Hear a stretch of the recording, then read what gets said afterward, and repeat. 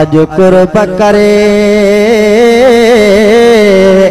ओ मुझे कखड़न में मुझो चंड का सोहणो यार इंदो कुर्बान वञा तह रस्ते ता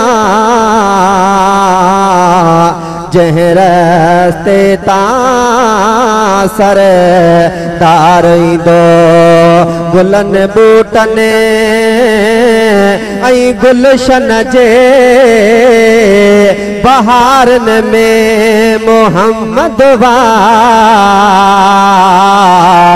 सरापा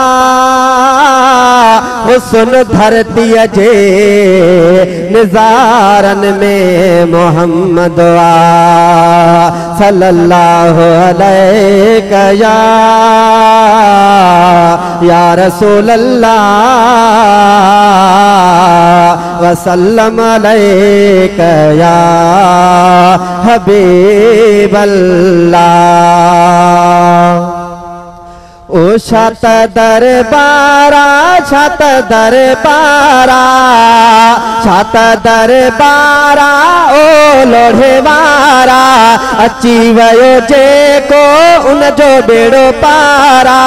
अची वयो जेको तुझो बेड़ो पारा अल्लाह मुखे लोढ़े वारे ते नाज़ा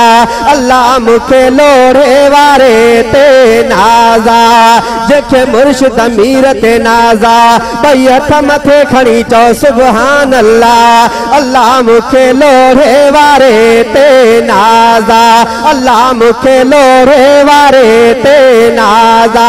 छत दरबारा ओ लोढ़े वारा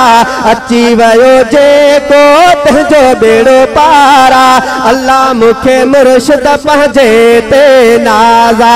अल्लाह मुखे लोढ़े वारे ते नाज़ा अल्लाह मुखे लोढ़े वारे ते नाज़ा ओ मीरा मिठे जो फेदवा जारी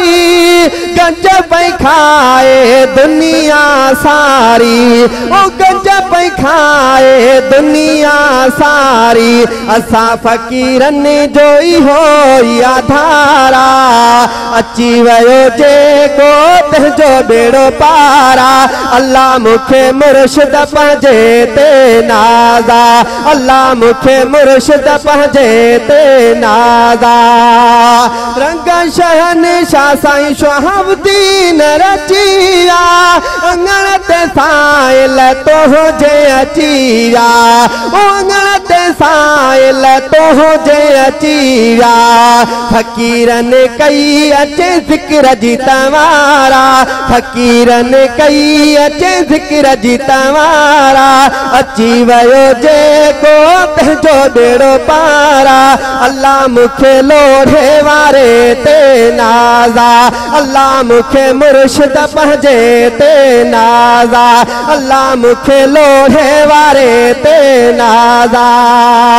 अलीउल मुर्तज़ा फ़क़राओ साईं कायम हूँ दई सदा बादशाही ओ कायम हूँ दई सदा बादशाही लोढ़े मथा रहमत जीव से कारा लोढ़े मथा रहमत जीव से कारा अची वयो जेको तुझो बेड़ो पारा अल्लाह मुखे मुर्शिद पंहिंजे ते नाज़ा अल्लाह मुखे लोढ़े वारे ते नाज़ा भाऊ मुखे लोढ़े वारे ते नाज़ा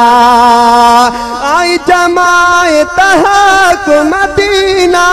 चोखो पुनल चठरी पयासीना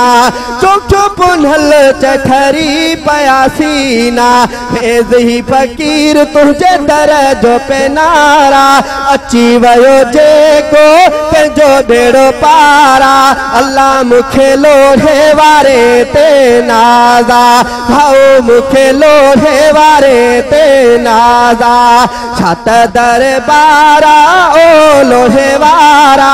अची वियो जेको तंहिंजो बेड़ो पारा अल्लाह मूंखे लोढ़े वारे ते नाज़ा भाऊ मूंखे लोढ़े वारे ते नाज़ा अल्लाह मूंखे मुर्शिद पाजे ते